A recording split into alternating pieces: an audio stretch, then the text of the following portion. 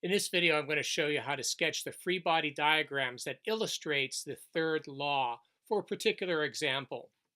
So in this example, we're going to be, I have a picture of a person dragging a chair across the surface of the floor.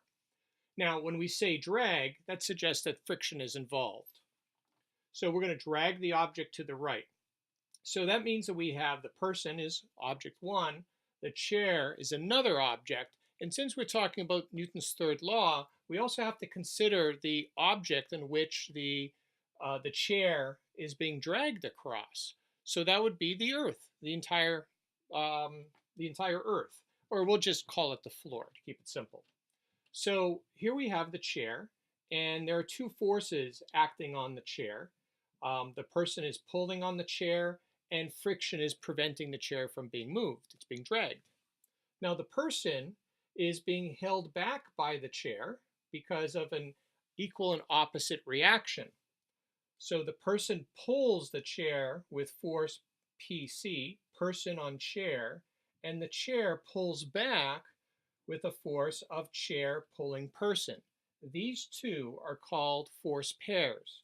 This would be the action, and that would be the reaction. They're equal and opposite, and notice that they're drawn on separate free body diagrams.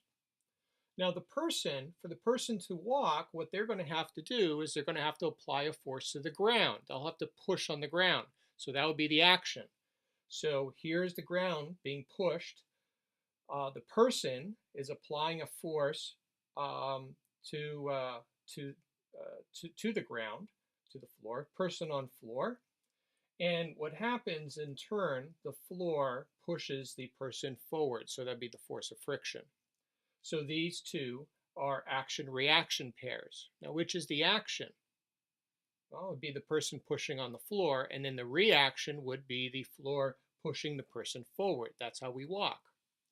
And lastly, since we're talking about the chair being dragged against the floor, it sounds like the chair is pushing on the floor and the floor is pushing back on the chair. So in that case, the friction would be retarding the motion of the chair. As compared to the person needs the friction to walk forward. So in this case, the floor is pushing the person forward, and in the case of the chair, the floor is pushing the chair back. It's retarding its motion. So the action would be the chair pushing on the floor, and it would be pushing in the forward direction because it's moving in the forward direction. So it's pushing against the floor as the floor is pushing back on the chair. So this would be the action, and the reaction would be the floor trying to prevent the chair from moving. So just to summarize, the action-reaction pairs, the person pushes on the chair, and the chair pushes on the person. Action, reaction.